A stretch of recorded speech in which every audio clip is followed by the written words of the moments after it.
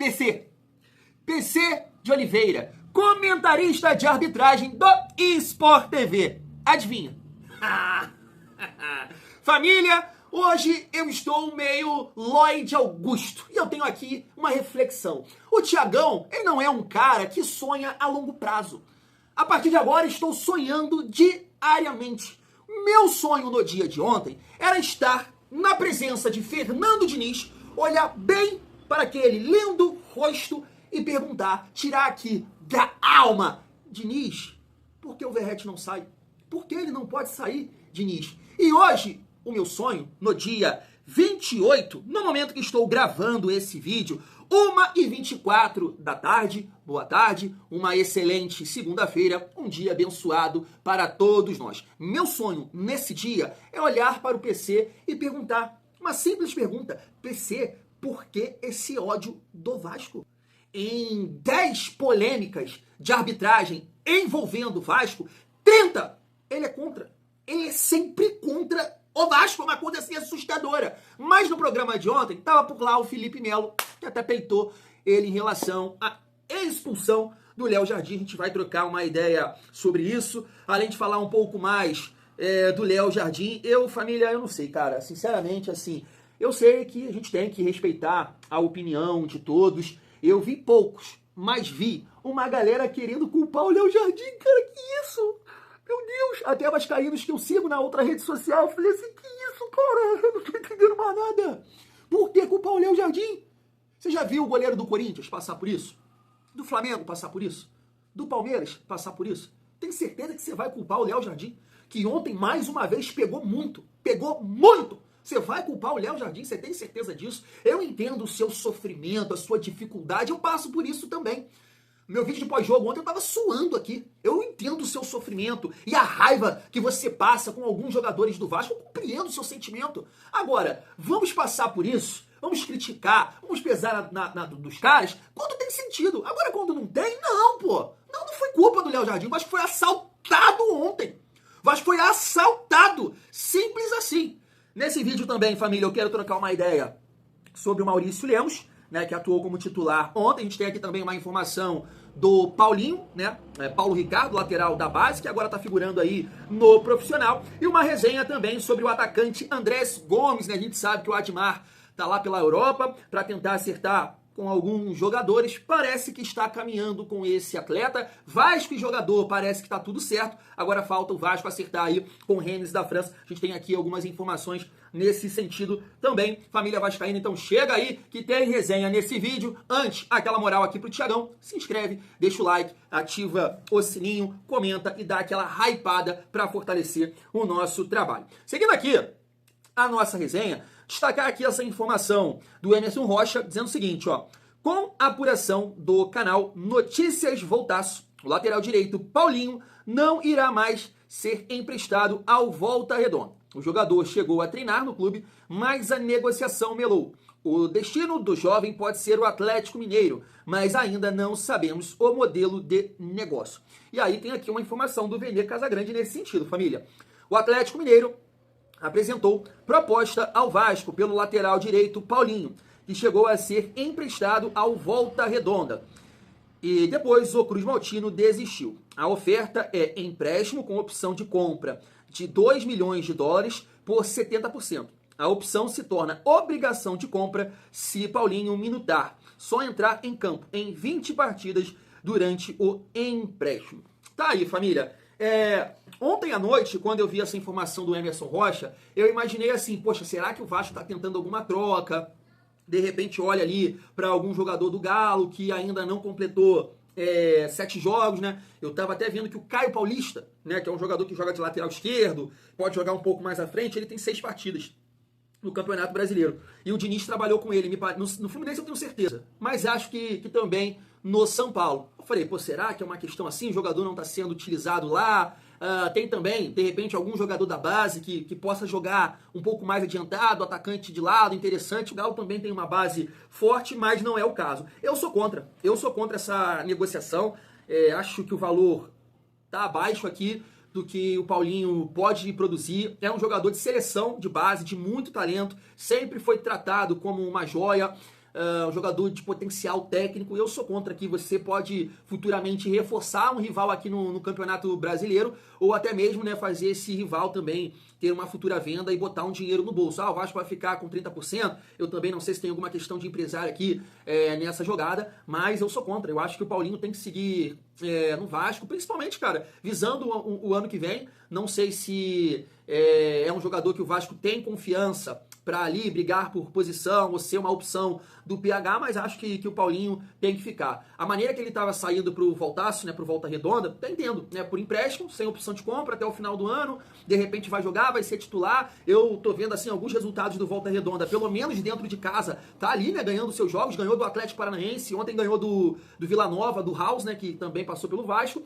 Então assim, eu tava achando isso interessante. Agora, ser vendido aqui pro Atlético Mineiro, eu sou contra, família, eu sou contra. Eu acho que o Paulinho dessa forma tem que seguir no Vasco. A gente tá vendo aí, né, o que o Ryan tá produzindo com a camisa do Vasco, é um treinador que pode tirar um algo a mais do jogador, é a melhora do elenco também do Vasco, e aí sim você conseguir vender melhor esse jogador rendendo no seu time. Então eu ficaria aqui com o Paulinho no Vasco. Sei da dificuldade financeira do clube, mas não gosto muito dessa negociação aqui não, família. Vamos aguardar e ver como é que vai ficar isso aí. Seguindo a nossa resenha, pra gente falar aqui um pouco sobre o Léo Jardim, tá aqui, né? Léo Jardim ficará de fora de uma partida do Campeonato Brasileiro depois de 91 jogos, né? O goleiro vascaíno jogou todas as partidas da competição em 23 e 24, além de 15 atuações na atual edição. Poxa vida, Léo Jardim vai fazer falta, com certeza, aí contra o Mirassol. Assim, família, até acredito, né, que o Daniel Fusato pode fazer uma grande partida contra o Mirassol. Acho que é um goleiro, né, que tem uma boa impulsão, você vê que ele salta bem, né, ele é alto.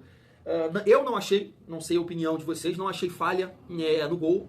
Infelizmente o atleta do Internacional contou com uma assistência de 10 do Verratti, né? O Verratti foi o Alan Patrick deles, estão muito próximo ali, o cara conseguiu colocar e ele frio no jogo, né? Não sei se assim com mais tempo, sentindo um pouco mais a partida, ele poderia ter feito a defesa ali. Mas eu, Thiago, não achei falha. Agora, vai fazer muita falta, mas foi até que eu comentei com vocês no nosso vídeo mais cedo, né? O Vasco tem alguns desfalques para essa partida também, o PH tá fora. Então assim, provavelmente o titular dessa partida vai ser o Puma, que marca muito mal, né?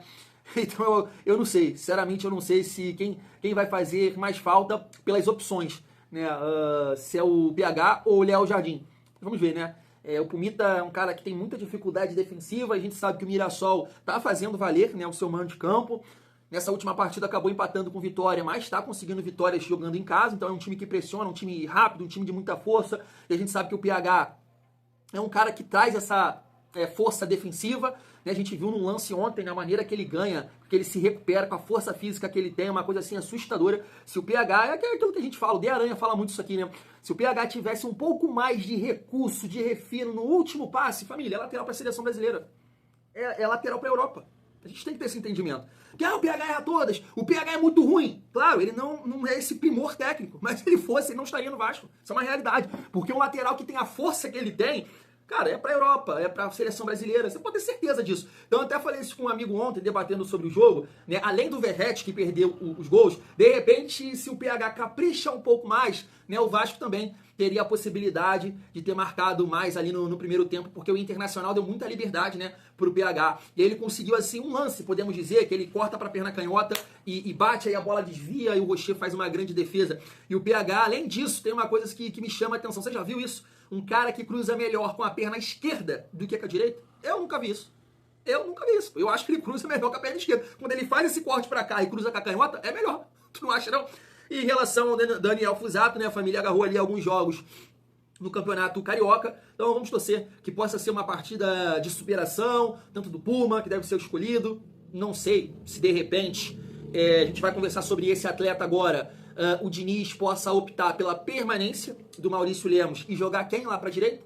João Vitor, né? Que já fez essa função na sua carreira, lá pelo Benfica, pelo Nantes, também pode ser uma possibilidade. Mas que seja uma partida de superação, porque o Vasco precisa muito, né, de uma sequência de bons resultados contra Mirassol, Galo, que pode poupar alguns atletas, Santos e Juventude. Essa sequência aqui o Vasco tem que pontuar bastante, família, né, para ter uma certa tranquilidade aí no decorrer dessa competição. Falando agora sobre o Maurício Lemos, família, bem interessante aqui a gente destacar, ó. Maurício Lemos teve 15 ações defensivas contra o Inter.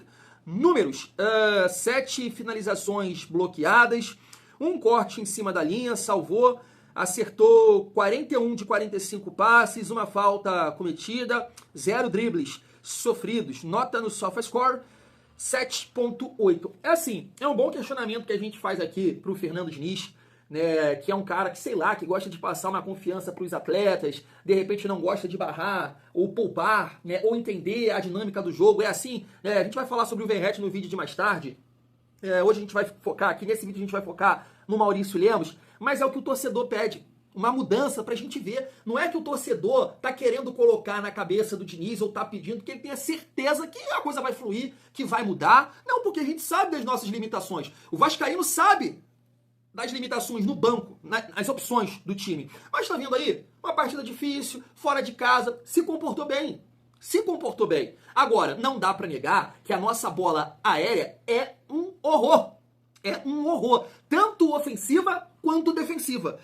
Eu tava até aqui fazendo uns testes, né? Tava reagindo aqui o jogo, vendo na Casa TV, filmando, mas acabou que o Vasco empatou, nem passei aqui pra vocês. Mas eu tava assim, abismado aqui, reagindo, gritando. Eu falei assim, cara, o Vasco teve uns 5 escanteios. O Inter cortou todo. No primeiro escanteio do Internacional, bola na trave, um Salceiro, Léo Jardim, volta, Borré. É uma coisa surreal. É assim com o João Vitor, é assim com o Maurício Lemos e o Freitas. Porque o Freitas é péssimo na bola aérea. Péssimo, péssimo, péssimo, péssimo. Então o Vasco tem muita dificuldade nesse sentido. Mas, por exemplo, a partida que o Maurício Lemos fez, ele merece sair do time na próxima partida? Não, pô. Não, pô. Será que o Diniz vai ter esse entendimento? Ou será que o Diniz vai continuar tirando o banco dele pra merda? Assim como ele faz com o Verratti. O Maurício Lemos merece ficar, né, no time do Vasco, no time titular, na minha opinião. Nesse jogo contra o CSA, né, que eu tô até esquecendo, a gente vai jogar agora pela Copa do Brasil. E depois, né, no jogo contra o Mirassol. Essa é a minha visão. Quero saber a opinião de vocês. Família, antes da gente falar aqui sobre o Andrés Gomes, eu queria passar esse corte aqui do PC e também do Felipe Melo, falando da situação aí do Léo Jardim. Olha só. Deu um bom debate essa expulsão do Flávio Souza, mas qual que é a minha avaliação? O árbitro realmente ele não é médico, mas o árbitro tem sensibilidade, né? E com o andamento do jogo, com o time ganhando, com o time retardando o reinício do jogo, o árbitro consegue perceber facilmente quando se trata de uma lesão, após o goleiro ter um choque, após efetuar uma defesa numa queda e de repente ter cair no solo, e a gente consegue observar também facilmente quando o goleiro está simulando uma situação. Se o Léo Jardim tivesse saído aí, depois da expulsão, com atendimento médico, no carrinho da maca, mancando, eu diria assim, nossa, o Flávio Souza cometeu um erro absurdo. Mas a maneira como o Léo Jardim levanta e sai andando, ficou claro que ele estava simulando e que nada tinha acontecido com ele. Agora, eu vou na linha do Diniz e eu acho assim que o ideal é que acontecesse mais vezes esse tipo de atuação do árbitro. Exatamente. Pode falar assim, olha, ele foi rigoroso, pode falar de coragem, ele foi corajoso, os adjetivos que o Diniz utilizou, né? Mas a gente não pode falar de erro, porque assim, ficou muito claro que o Léo Jardim estava simulando. A questão para mim é critério. Os goleiros fazem no futebol brasileiro é uma vergonha. É critério, aí a expulsão, né? Do ano passado. Gustavo. Eu não acredito em lesão de goleiro que joga no Brasil, e a culpa de eu não acreditar é deles. É dos próprios goleiros. Porque o que eles fazem é absurdo. Então, eles geraram a desconfiança em cima deles. Agora, isso tem que ser uma atenção não só de um árbitro. Ele, Flávio, se incomoda muito, que bom, mas não pode ser eu resolvi que eu vou dar o cartão. Toda a equipe de arbitragem tem que estar envolvida e comprometida com isso, para que quando o Rocher cair ele não vê, alguém avise, o VAR possa falar, o quarto árbitro possa falar. Não pode depender da camisa, né? Não, tem que ser para todos. Nesse caso do Criciúma, você vê claramente o goleiro... eu acho que não tem que expulsar.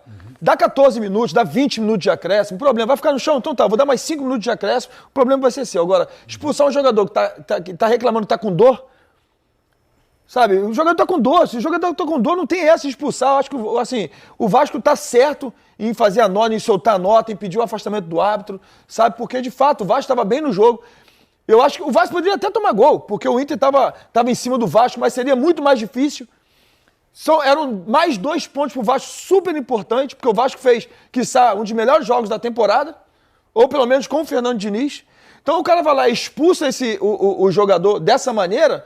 eu tô aqui para defender, de fato, o Vasco e o Léo Jardim, porque, de fato, não poderia ter acontecido. Contra o Criciúma, o goleiro não reclama de dor. Sim, você vê que o goleiro vai fazer tempo, vai pegar uma água, é uma cera, de fato. Cara, é impressionante. Impressionante assim. E não somente o PC, tá? Eu tô vendo, assim, alguns comentaristas. Tava vendo o Chico agora no Jogo Aberto. O Thiago Leifert também foi por esse caminho de querer dar razão pro árbitro. É uma coisa surreal, mano. É uma coisa surreal. Sabe por quê, família? Até quando você vê esse tipo de comentário em uma determinada partida, ninguém fala em expulsar o goleiro. Não. Fala, de dar o cartão, mas do acréscimo. É isso. O cara fez a cera ali e o juiz, sei o quê, não dá o acréscimo, tem que dar 10, 15 minutos que seja. Todo mundo vai nessa linha. Todo mundo vai nesse sentido. E nunca ninguém fala de expulsar o goleiro. Mas contra o Vasco, não, pô. o Léo Jardim não tá com dor. A gente viu que ele levantou ali, que não sei o quê. Cara, eu falo uma coisa de Deus. É uma coisa de Deus. Olha o que o Rocher fez na mesma partida, no mesmo jogo. Fez cera. Tomou cartão. O juiz teve a sensibilidade? Não teve, pô. Sabe? É igual aqueles lances que a gente vê muito aí, né? Que o jogador recebe a bola assim, e aí vem o defensor, chega junto. Muitas das vezes, nem pega no cara. Só que o cara faz uma cena, faz ali, e aí toma cartão. O juiz tem a sensibilidade? Não tem, cara. Não tem como. O jogador consegue enganar a arbitragem. Nem é culpa deles. É muito difícil saber se pegou ou não pegou. Assim como a questão da dor. Irmão, posso ser mal criado aqui? Que o Léo Jardim não estava sentindo dor. Não interessa. Não interessa. Se ele tá chamando o atendimento, vai lá, spray, pronto. Parei aqui. Vou te punir dessa forma. Agora, da forma que ele fez, não, pô.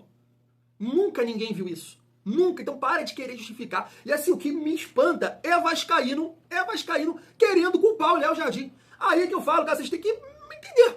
Vocês têm que, assim, me ajudar aqui. Porque teve jogos no passado aí, principalmente em 2024, que sim, lembra aqui do Criciúma, e teve outros jogos também que o Vasco sofreu um empate no final, acho que foi contra o RB Bragantino em casa, que virou no ano passado. Então a gente fala, o Vasco para de jogar quando sai na frente, quando vira a partida. O Vasco, poxa, cede um empate. O Vasco não tem malandragem, fura a bola, calma o jogo, segura. Foi o que o Léo Jardim tentou fazer ontem. Assim como o Rocher fez no momento que o Vasco estava marretando eles. Foi isso que o Léo Jardim tentou fazer. Segurar o ímpeto ali dos caras. É isso. Malandragem da bola. Malandragem da bola. O que é que o juiz faz? Levanta. Você não vai levantar? Né? Acréscimo. Deu 9. Dá 15, pô. Dá 12. Agora expulsar o cara. É ridículo. Foi ridículo. O Vasco foi assaltado ontem. O Vasco foi assaltado no dia de ontem. E eu concordo plenamente aí, né, com o posicionamento do Felipe Melo. Família, para finalizar o nosso vídeo, tá aqui uma informação do canal Podcast Cruz Maltino. Vasco acerta salários com Andrés Gomes e aguarda a autorização do Rennes para concretizar a contratação. Vamos pegar essa matéria aqui, também do canal Na Torcida Vascaínos, que é o seguinte, o jogador colombiano Andrés Gomes se aproxima do Vasco da Gama, como já tínhamos trazido de forma exclusiva na semana passada. O grande detalhe dessa negociação é que o Rennes, da França, busca vender o atleta por cerca de 10 milhões de euros.